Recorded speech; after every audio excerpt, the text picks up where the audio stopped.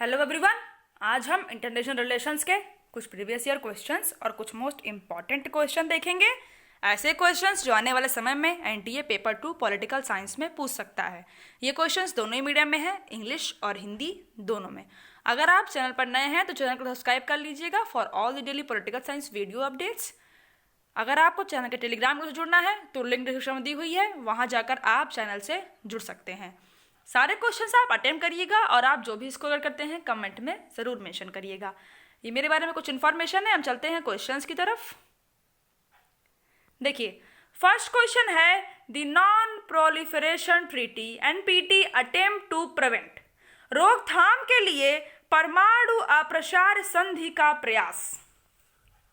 A the spread of missile technology, missile प्रौद्योगिकी का प्रसार। B the spread of missile weapons, missile हथियारों का प्रसार। C the spread of biological weapons, जैविक हथियारों का प्रसार। ये नन ऑफ दिस या कोई और एम एनपीटी का था। बताइए किसके रोकथाम के लिए एनपीटी साइन की गई थी। वीडियो को पॉज किया करिए और अपने आंसर्स लिखा करिए ताकि लास्ट में आप देख सकें कि आप कितने क्वेश्चंस के आंसर करेक्ट कर पाए हैं।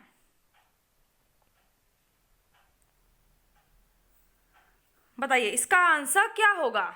एनपीटी, अगर आप एनपीटी के बारे में पढ़े होंगे तो आप इसका आंसर करेक्ट कर सकते हैं। देखिए इसका करेक्ट आंसर है option D, none of these, यानी इनमें से कोई नहीं एनपीटी का एम था जिसे एनपीटी रोकने के लिए लाई गई थी। एनपीटी एक इंटरनेशनल ट्रीटी है, अंतर्राष्ट्रीय संधि हुई थी जिसका एम था कि हम न्यूक्लियर वेपन्स के स्प्रेड को रोक सकें, वेपन टेक्नोलॉजी के यूज़ को, उसके फैलाव को रोक सकें और पीसफुल यूज़ बना सकें न्यूक्लियर एनर्जी का। ये कब साइन हुई ट्रीटी? 1 जुलाई 1968 को ये साइन हुई। और कब से प्रभावी हुई? 5 मार्च 1970 से ये ट्रीटी इफेक्टिव हो गई। टोटल 190 मेंबर्स हैं इसके। और बताइए कौन कौन से नेशंस हैं जो इसके मेंबर नहीं हैं? हैं तो 190, पर कौन है जो नहीं है? इंडिया है, इजराइल है, नॉर्थ कोरिया है, पाकिस्तान है, साउथ सूडान है। ये ऐसे नेशंस हैं जिन्होंने एनपीटी साइन नहीं की है। अब एनपीटी की ज़रूरत क्यों पड़ गई ये भी जानना जरूरी है। देखिए 1945 में जब अमेरिका ने हिरोशिमा नागासाकी पर न्यूक्लियर बॉम्ब गिराए, सबसे पहली वो घटना न्यूक्लियर वेपन्स की इतनी ज़्यादा हुई। उसके बाद जब कोल्ड वॉर में अमेरिका और यूएसएसआर एक दूसरे को न्यूक्लियर वेपन के इस्तेमाल को लेकर भड़का रहे थे, एक तरह से डरा रहे थे कि हम तुम्हारे ऊपर न्यूक्लियर वेपन का इस्तेमाल कर सकते हैं। इन्हीं सभी परिस्थितियों को देखते हुए हमें एक ऐसी ट्रीटी की ज़रूरत पड़ी कि हम न्यूक्लियर वेपन के यूज़ को कैसे रोक सकें, इसके फैलाव को कैसे रोक सकें, और इसीलिए ये ट्रीटी आई। आपको इसका आंसर मिल गया। देखते हैं नेक्स्ट क्वेश्चन क्या है। देखिए second question, the principal organs of United Nations are, संयुक्त राष्ट्र के सिद्धांत अंग हैं। आपको बताना है कि संयुक्त राष्ट्र के कितने प्रिंसिपल ऑर्गन्स हैं, 8, 5, 6 या नन ऑफ दिस। अगर आपने संयुक्त राष्ट्र के बारे में पढ़ा होगा तो आप इसका आंसर 1 सेकेंड में कर देंगे। बहुत इजी क्वेश्चन है ये।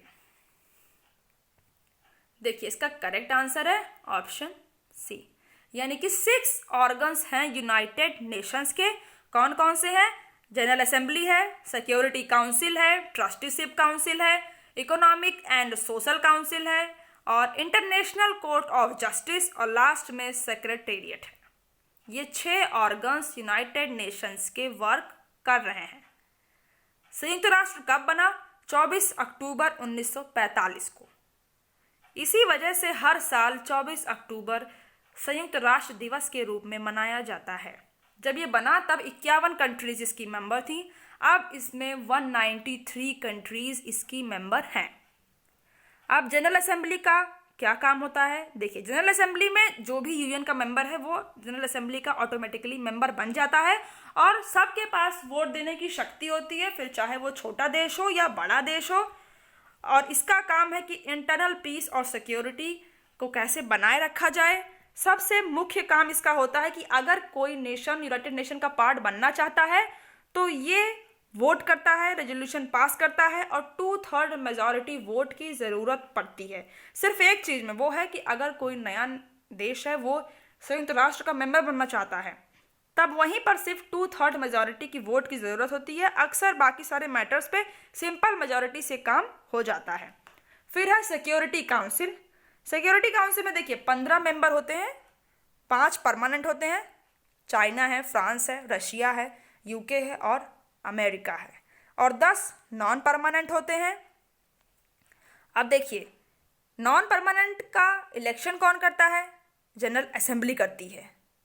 अगर कोई रेजोल्यूशन को सिक्योरिटी काउंसिल से पास होना है तो 15 में से 9 सदस्य को फेवर में वोट करना पड़ेगा, तब वो रेजोल्यूशन पास हो जाएगा ऑटोमेटिकली।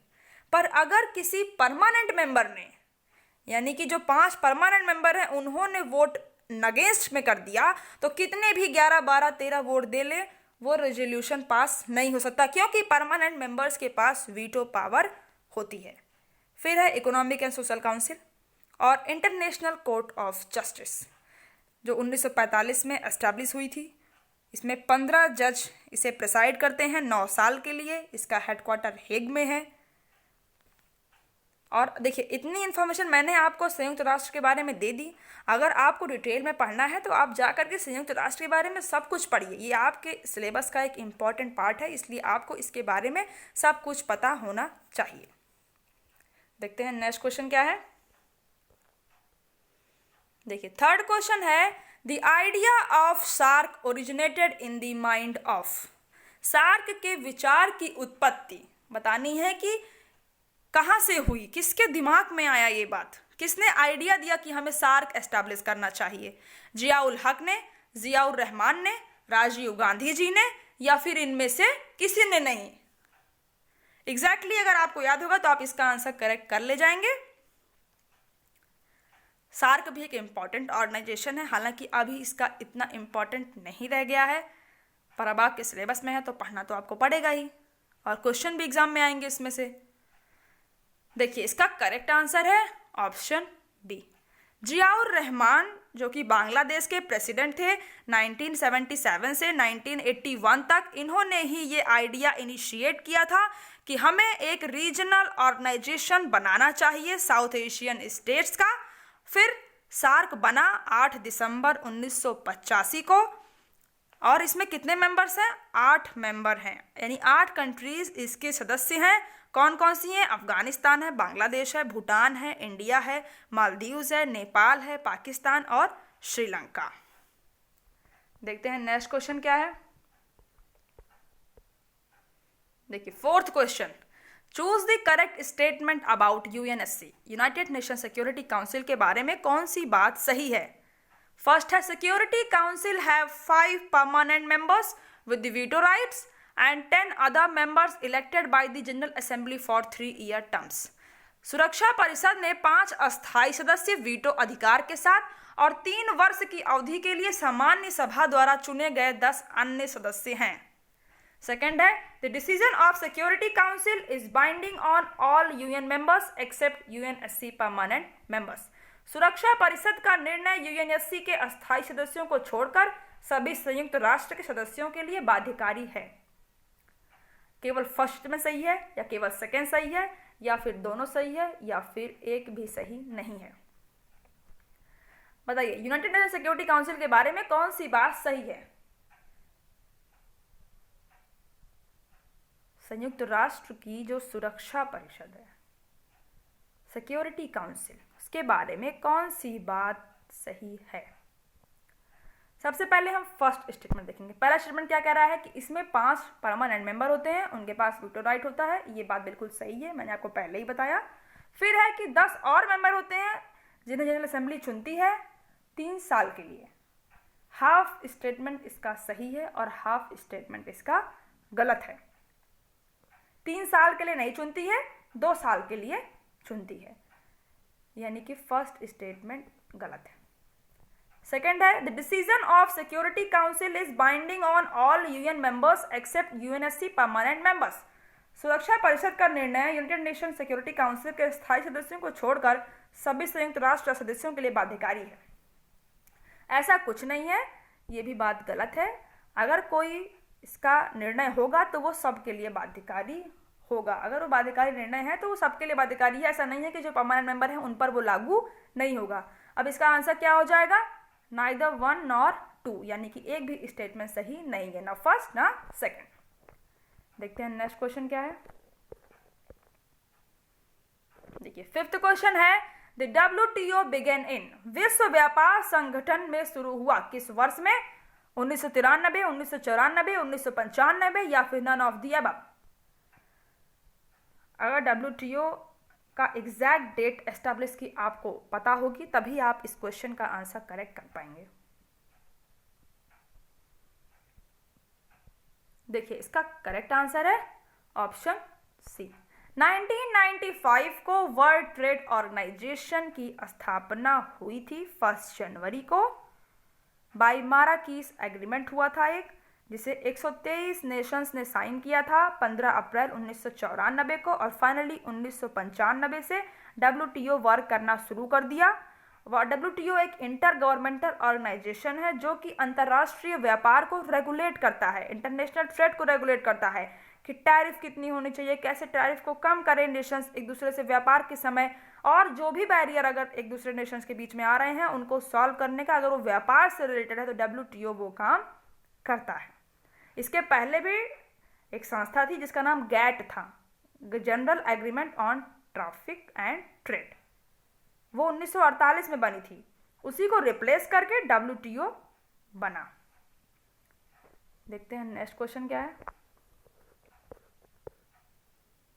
देखिए सिक्स्थ क्वेश्चन है, द वर्ड जहल इज यूज्ड फॉर, जहल के लिए प्रयोग किया जाता है। यहाँ पे देखिए वर्ड है ये, जहल शब्द आपको बताना है कि किस लिए प्रयोग में किया जाता है। इजरायली डिफेंस फोर्सेस के लिए, इजिप्शियन आर्मी के लिए, सीरियन एयर फोर्स के लिए या फिर जॉर्डेनियन आर्मी के लिए। बताइए कहाँ की फोर्स है जहल? क्या आज से पहले आपने इसका नाम सुना था? अगर सुना होगा और आपको इसका आंसर आता होगा तो बहुत अच्छी बात है। जिसको नहीं आता वो भी सारे क्वेश्चंस लगाया करे, तभी वो नए क्वेश्चन से मिल पाएगा, नए टॉपिक देख पाएगा, समझ पाएगा कि हाँ मैंने इस टॉपिक को कवर नहीं किया है, मुझे पढ़ना चाहिए। इसलिए आप क्वेश्चंस लगाया करिए। देखिए इसका करेक्ट आंसर है option C. Israeli defence force का नाम जहल है। अब ये जहल कब बनी थी? 26 मई 1948 को ये बनी थी। इसके फाउंडर कौन है? डेविड बेन गुरियन जी इसके फाउंडर हैं, और ये इजराइल की डिफेंस फोर्स है जिसे जहल नाम से हम जानते हैं। देखते हैं नेक्स्ट क्वेश्चन क्या है। देखिए seventh question, there had been many important events during cold war era, arrange this event in chronological order. शीत युद्ध काल के दौरान बहुत महत्वपूर्ण जो घटनाएं हुई थीं, आपको इन घटनाओं को कालानुक्रमिक क्रम में व्यवस्थित करना है कि सबसे पहले क्या हुआ, उसके बाद क्या हुआ, उसके बाद क्या। इस तरह आपको ईयर वाइज लगाना है, इसलिए आपको करेक्ट ईयर पता होना चाहिए। देखिए पहला है Korean war resulting in division of Korea. कोरियाई युद्ध कब हुआ था? अगर आपको पता होगा तभी आप इसका आंसर कर पाएंगे। फिर है signing of the Baghdad pact. Baghdad pact कब साइन हुआ? क्यूबा मिसाइल क्राइसिस ये कब हुई थी? Formation of SEATO South East Asia treaty organisation ये कब बना था? आपको हर इवेंट्स के ईयर भी आने चाहिए जो इंपॉर्टेंट हैं IR के पॉइंट ऑफ व्यू से। सब तो याद करना बहुत मुश्किल है, पर जो इंपॉर्टेंट है उन्हें आप फोकस किया करिए। उनको ईयर के साथ उसमें क्या हुआ था ये बात भी आपको पता होनी चाहिए। देखिए सबसे पहले क्या है? Korean war resulting in division of Korea. कोरियाई युद्ध ये कब हुआ था? 1950 में। कब हुआ था? 1950 में। अब ये इसमें देखिए हुआ क्या था ये भी आपको पता होना चाहिए। क्यों ये युद्ध हुआ ये भी आपको पता होना चाहिए। देखिए, जब वर्ल्ड वॉर 2 चल रहा था, जापान के कंट्रोल में था कोरिया उस समय। अब जापान जब हार गया तो कोरिया तो ऑटोमेटिकली आ गया अमेरिका और यूएसएसआर के पास। तब इन लोगों ने क्या किया कि कोरिया पर कब्जा कर लिया। नॉर्थ से रशिया ने कब्जा कर लिया, यूएसएसआर ने, और साउथ से, दक्षिण पार्ट से अमेरिका ने, और दोनों ने आपस में तय कर लिया कि हमारी आर्मी एक पर्टिकुलर बॉर्डर बना दिया, 38 पैरेलल लाइन के नाम से जानते हैं हम उस लाइन को, बना दिया कि एक साइड आप एक साइड हम। इनका मोटिव ये नहीं था कि हम कोरिया को डिवाइड कर रहे हैं, इन्होंने कहा कि हम बाद में इन्हें यूनाइट कर देंगे, पर अभी के लिए इन्होंने बांट दिया। नॉर्थ पार्ट यूएसएसआर रख लिया और साउथ पार्ट अमेरिका रख लिया। अब जब नॉर्थ कोरिया में यूएसएसआर उसको कंट्रोल कर रहा है तो जाहिर सी बात है कि वहाँ कम्युनिस्ट विचारधारा बनेगी, इसी वजह से वहाँ पर कम्युनिस्ट सरकार बन गई। और साउथ कोरिया अमेरिका है तो अमेरिका तो एंटी कम्युनिस्ट रहता ही है, तो वहाँ पर एंटी कम्युनिस्ट सरकार बन गई। क्योंकि इलेक्शन हुआ था 1948 को, दोनों ही तैयार हो गए कि देखिए अब हम यहाँ से अपना कंट्रोल ले रहे हैं। दोनों ही जगहों पर इन्होंने क्या किया कि देखिए, साउथ कोरिया में तो इलेक्शन कराया गया जहाँ पर सिंगमैन एक लीडर थे, वो जीत गए और वो बन गए। और नॉर्थ कोरिया में क्या किया यूएसएसआर ने, वहाँ पर बिना इलेक्शन के किम सुंग को लीडर बना दिया। अब जब दो नेता नॉर्थ कोरिया और साउथ कोरिया के अलग अलग बन गए और दोनों में ही एक ही विचारधारा का विकास होने लगा कि नॉर्थ कोरिया वाला सोचने लगा कि साउथ कोरिया तो हमारा ही पार्ट है, और साउथ कोरिया सोचने लगा कि नॉर्थ कोरिया हमारा पार्ट है। ये सब धोखे से हो गया, ये पूरा कोरिया यूनाइट है और हमारा है। दोनों की ही सेम विचारधारा थी।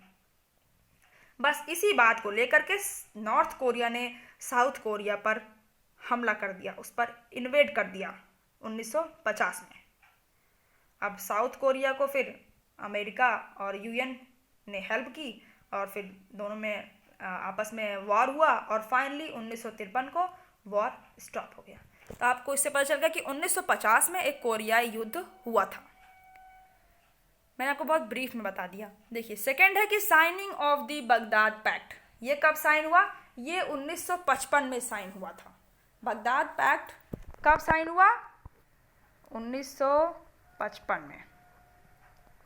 कोरिया युद्ध 1950 में हुआ, बगदाद पैक्ट 1955 में साइन हुआ, जिसमें कि मिडिल ईस्ट में जो भी कंट्रीज थी वो म्यूचुअल डिफेंस और अपनी सुरक्षा के लिए, शांति स्थापित करने के लिए एक अलायंस बनाई थी। वही था बगदाद पैक्ट। कौन कौन सी वो कंट्रीज थी? तुर्की थी, ईरान था, पाकिस्तान था, यूके, ईरान, ये लोग थे इसमें। इन लोगों ने बना लिया एक ग्रुप। और ये क्यों बनाया था? जस्ट टू काउंटर कि सोवियत का जो एक्सपेंशन वो कर रहा है वो कहीं ना कहीं एक तेल वाले क्षेत्रों में ना आ जाए, इसलिए इन्होंने ये पैक्ट साइन किया था। पर ये पैक्ट बहुत इफेक्टिव नहीं हुआ। 1979 को ये पैक्ट डिसॉल्व हो गया। फिर है क्यूबा मिसाइल क्राइसिस। इसकी बात मैंने कल के क्वेश्चन में की थी, तो आपको तो इसका एग्जैक्ट ईयर पता होना चाहिए। 1962 को क्यूबा मिसाइल क्राइसिस हुई थी। क्या थी ये मैंने आपको प्रीवियस में बता दिया है। फोर्थ है फॉर्मेशन ऑफ सीएटो, यानी South East Asia treaty organisation. ये कब हुई? ये 1954 में हुई और फोर्स कब से काम करने लगी? 1955 से। अब इसमें कौन कौन से नेशन हैं इस ऑर्गेनाइजेशन के पार्ट थे? यूएस था, फ्रांस था, ग्रेट ब्रिटेन था, न्यूजीलैंड था, ऑस्ट्रेलिया था, फिलीपींस था, थाईलैंड और पाकिस्तान था। और इनका भी बस एक ही पर्पस था कि कैसे करके हम यूएसएसआर के कम्युनिज्म के थॉट को स्प्रेड होने से रोक सकें।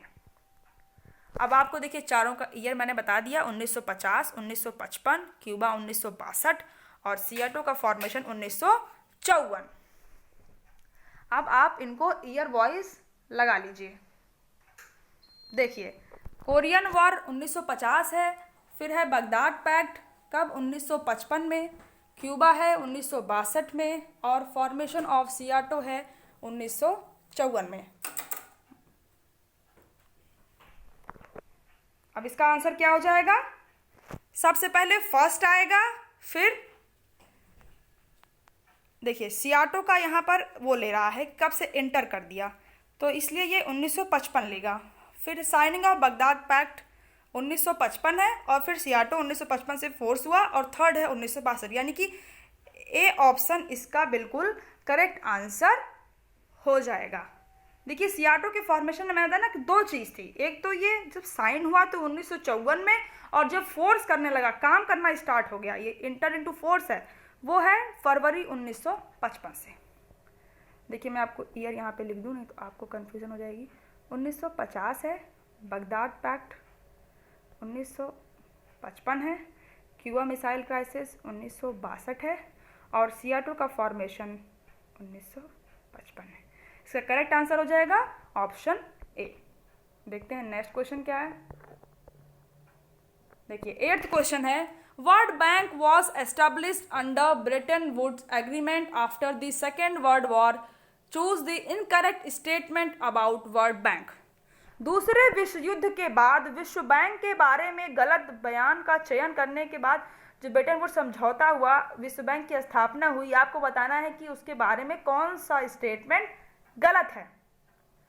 फर्स्ट है कि international development association IDA is the investment on world bank which provide loans to the private sector.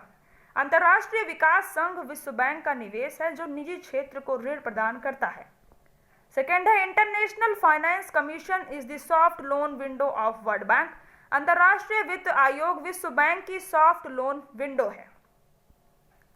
दोनों ही स्टेटमेंट आपको बताने हैं कि यह गलत है, या सेकेंड गलत है, या फर्स्ट गलत है, या फिर एक भी स्टेटमेंट गलत नहीं है। अगर वर्ल्ड बैंक के बारे में आप थोड़ा सा भी डिटेल में पढ़े होंगे तो आप इसका आंसर करेक्ट कर लेंगे। देखिए सबसे पहले हम देखते हैं फर्स्ट स्टेटमेंट क्या कह रहा है कि IDA वर्ल्ड बैंक ग्रुप का ही एक पार्ट है, इंटरनेशनल डेवलपमेंट एसोसिएशन। ये इन्वेस्टमेंट करता है और ये लोन देता है प्राइवेट सेक्टर्स को। क्या ये बात सही है? नहीं, ये बात गलत है। वर्ल्ड बैंक ग्रुप का एक है एसोसिएशन जो देता है, वो है इंटरनेशनल फाइनेंस कॉरपोरेशन। ये वर्ल्ड बैंक का एक ऐसे संस्था है जो कि प्राइवेट सेक्टर के आर्म के नाम पे जानी जाती है, जो लोन देती है, पर ये नहीं देता, IDA नहीं देता। दूसरा क्या है कि international finance commission is the soft loan window of world bank. ये गलत है, इसे हम नहीं जानते हैं। इस नाम से सुलभ लोन की खिड़की IDA को हम जानते हैं। IDA को ही एक नाम से जाना जाता है कि यहाँ से आसानी से लोन किसी भी नेशन को मिल सकता है, वो भी बहुत कम इंटरेस्ट पे, बहुत कम ब्याज पर IDA लोन देती है। इस वजह से ही इसे कहते हैं सॉफ्ट लोन विंडो। अब यहाँ पर इनकरेक्ट पूछा था, यानी दोनों ही स्टेटमेंट इनकरेक्ट थे, यानी A ऑप्शन इसका बिल्कुल करेक्ट आंसर हो जाएगा। देखते हैं नेक्स्ट क्वेश्चन क्या है। 9th क्वेश्चन है, व्हेन डिड पाकिस्तान ज्वाइन नाम नॉन अलाइनमेंट मूवमेंट। पाकिस्तान नाम गुटनिरपेक्ष आंदोलन में कब शामिल हुआ? 1976 को, 1975 को, या 1979 को, या 1978 को? बताइए। देखिए इसका करेक्ट आंसर है ऑप्शन सी। 1979 को पाकिस्तान ने गुटनिरपेक्ष आंदोलन में पार्ट ले लिया था। अब नाम कब एस्टैब्लिश हुआ था? 1961 में बेलग्रेड में, ये सबको पता होगा। इनिशिएटिव किस का था? वो हमारे PM JL नेहरू जी का था।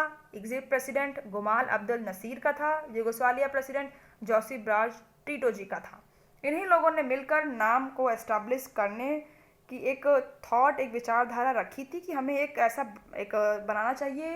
एक इन्होंने एक ब्लॉक तो नहीं तैयार किया था, पर एक नेशंस का ग्रुप तैयार कर लिया था कि हम दोनों ही ब्लॉक में नहीं जाएंगे।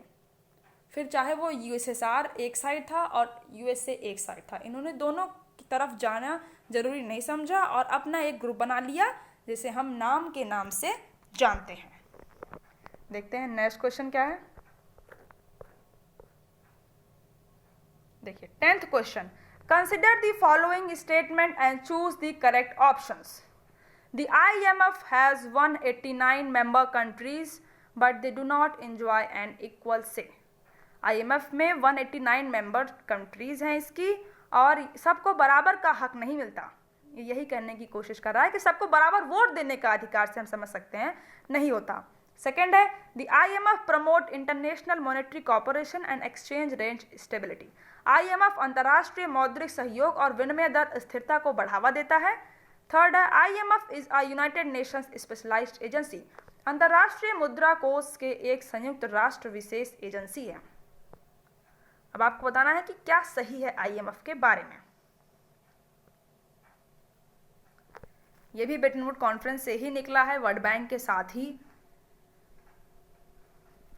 एक स्टेटमेंट का क्या था, ये क्या वो केवल फर्स्ट सही है या दोनों ही सही है, फर्स्ट एंड सेकंड, या फिर तीनों स्टेटमेंट सही है, या फिर फर्स्ट और थर्ड सही है। देखिए सबसे पहले हम देखते हैं पहला स्टेटमेंट क्या कह रहा है कि इसमें 189 कंट्रीज इसकी सदस्य हैं और सबको बराबर का अधिकार नहीं मिलता। क्या ये सही है? ये बात बिल्कुल सही है। IMF में 189 मेंबर्स हैं पर सबको बराबर का अधिकार इसलिए नहीं मिलता क्योंकि हर कंट्री का अलग अलग कोटा डिसाइडेड है। कोटा यानी कि वो कितने पैसे IMF को दे सकते हैं, कंट्रीब्यूट कर सकते हैं इस इंस्टीट्यूशन को, उसी आधार पे उन्हें वोट देने का अधिकार भी दिया जाता है। जितने ज़्यादा पैसे देंगे उतना ज़्यादा उनका वोट शेयर बढ़ेगा। तो ये स्टेटमेंट तो सही हो गई। सेकेंड है the IMF promote international monetary corporation and exchange rate stability, कि वो मौद्रिक सहयोग और विनिमय दर स्थिरता को बढ़ावा देता है। ये भी सही है, ये बात बिल्कुल सही है। थर्ड है IMF is a United Nations specialised agency, ये संयुक्त राष्ट्र की विशेष एजेंसी है। ये बात गलत है, ऐसा कुछ नहीं है। इसके पहले मैंने आपको बताया कि यूनाइटेड नेशन की 6 एजेंसीज हैं, 6 प्रिंसिपल हैं और बस उतने ही यूनाइटेड नेशंस के पार्ट हैं। IMF कहीं से भी यूनाइटेड नेशन से संबंध नहीं रखता है। अब इसमें सही क्या हो गया? फर्स्ट और सेकेंड स्टेटमेंट, यानी कि बी ऑप्शन इसका बिल्कुल करेक्ट आंसर हो जाएगा। देखते हैं नेक्स्ट क्वेश्चन क्या है। देखिए 11th क्वेश्चन आसियान के बारे में है। Consider the following statement about formation of ASEAN and choose the correct option. आपको बताना है कि आसियान के बारे में कौन सी बात सही है। कि ASEAN was establish in 1967 by 10 countries of the region through the Singapore declaration. ASEAN की स्थापना 1967 में इस क्षेत्र के 10 देशों ने सिंगापुर घोषणा के माध्यम से की थी। सेकेंड है the primary objective of the association is to accelerate economic growth and through that social progress and culture development. संघ का प्राथमिक उद्देश्य आर्थिक विकास और उस सामाजिक प्रगति और संस्कृति विकास के माध्यम से तेजी लाना है। बताना है कि आसियान के बारे में कौन सा स्टेटमेंट सही है। देखिए सबसे पहले हम फर्स्ट स्टेटमेंट देखते हैं कि आसियान 1967 में एस्टैब्लिश हुआ, 10 कंट्रीज इसमें पार्ट थी और सिंगापुर डिक्लेरेशन के थ्रू हुआ था। देखिए 67 में बना था, ये बात सही है, पर सिंगापुर डिक्लेरेशन नहीं है, वो था बैंकॉक डिक्लेरेशन। और जो फाउंडिंग मेंबर्स थे वो थे इंडोनेशिया, मलेशिया, फिलीपींस, सिंगापुर और थाईलैंड। ये 5 तो फाउंडिंग मेंबर्स थे आसियान के और बाकी 5 बाद में ऐड हुए। जैसे मैंने पहले आपको बताया कि ब्रुनोई 1984 में, वियतनाम 1995, लाओस एंड म्यांमार 1997 में और कंबोडिया 1999 में। अब दूसरा स्टेटमेंट क्या कह रहा है? The primary objective of the association is to develop is to accelerate economic growth and through that social progress and culture development। ये बात आसियान के बारे में सही है। अब कौन सा स्टेटमेंट सही हो गया? सेकेंड स्टेटमेंट, यानी इसका आंसर क्या हो जाएगा? ऑप्शन बी इसका बिल्कुल करेक्ट आंसर हो जाएगा।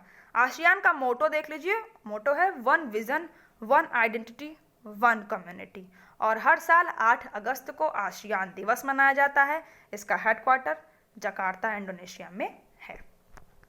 देखते हैं नेक्स्ट क्वेश्चन क्या है। देखिए 12th क्वेश्चन यूरोपियन यूनियन के बारे में है। आपको बताना है कि यूरोपियन यूनियन के बारे में कौन सी बात सही है। यूएस और यूरोपियन यूनियन को यहाँ पे कंपेयर किया गया है। पहला है कि the European Union is the world's biggest economy with a GDP slightly larger than that of United Nations. यूरोपीय संघ दुनिया की सबसे बड़ी अर्थव्यवस्था है जिसकी सकल घरेलू उत्पाद संयुक्त राज्य अमेरिका की तुलना में थोड़ी बड़ी है। सेकेंड है the European union share of world trade is 3 times larger than the United states. विश्व व्यापार का यूरोपीय संघ का हिस्सा संयुक्त राज्य अमेरिका से 3 गुना बड़ा है। थर्ड है militarily the EU's joint armed force is the second largest in the world with the US at a second place. Military के हिसाब से यूरोपीय संघ की संयुक्त सशस्त्र बल दुनिया में दूसरी सबसे बड़ी है, जिसमें अमेरिका दूसरे स्थान पर है। बताइए कि कौन सा स्टेटमेंट यूरोपियन यूनियन के बारे में सही है।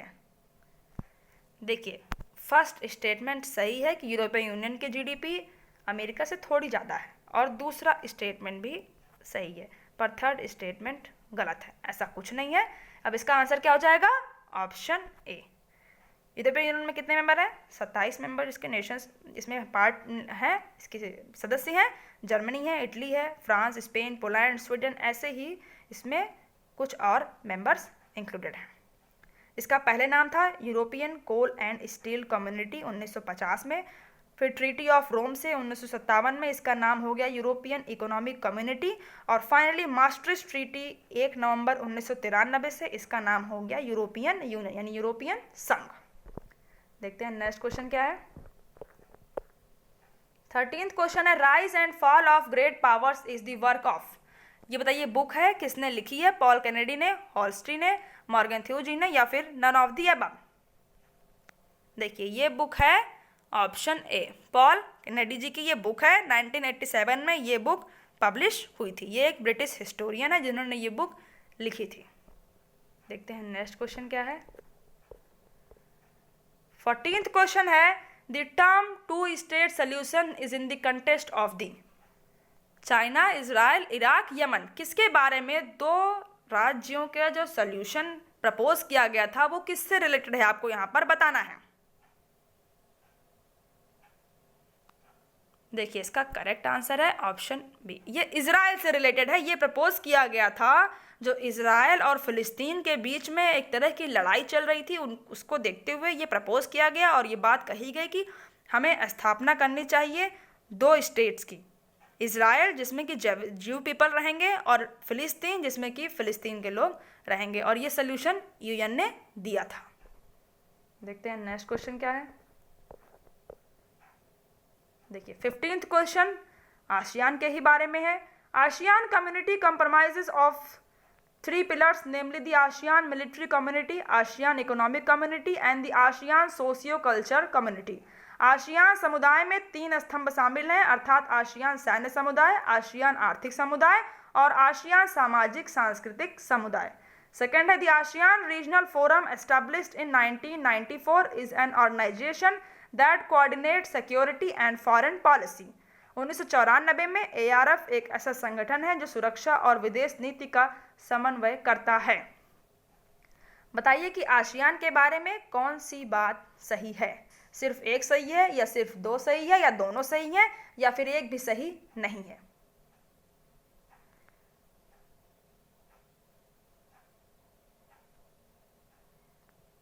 इसमें दोनों ही स्टेटमेंट सही हैं। इसका आंसर क्या हो जाएगा? Option C. ASEAN regional forum 1994 में ही एस्टेब्लिश हुआ था। इसमें 27 मेंबर इसके पार्ट हैं, और ये एक इम्पॉर्टेंट प्लेटफॉर्म है जिसमें कि सिक्योरिटी डायलॉग होता है इंडो पैसिफिक रीजन्स में जो नेशंस हैं।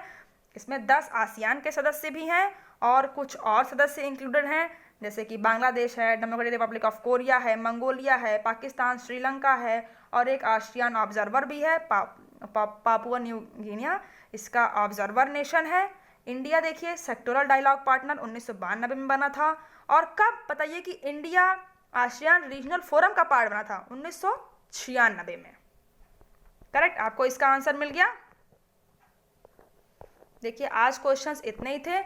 अगर आपको क्वेश्चन सीरीज अच्छी लग रही है तो लाइक करिएगा और अपना स्कोर कमेंट करके ज़रूर बताइएगा कि आपने कितने क्वेश्चंस के आंसर करेक्ट किए हैं। और अगर आपको कोई डाउट है तो कमेंट में ज़रूर मेंशन करिएगा। और अब इस वीडियो को अपने उन सारे फ्रेंड्स शेयर करिएगा जो यूजीसी एंड पॉलिटिकल साइंस की तैयारी कर रहे हैं। और चैनल को सब्सक्राइब करना बिल्कुल मत भूलिए for all the daily political science video updates. और इसके पहले अगर आपने political theory, Indian constitution, international relations और इसके प्रीवियस वीडियोस नहीं देखे हैं तो जाकर चैनल की प्लेलिस्ट में सारे वीडियोस देखिए, अपने स्कोर कमेंट करिए। Thank you.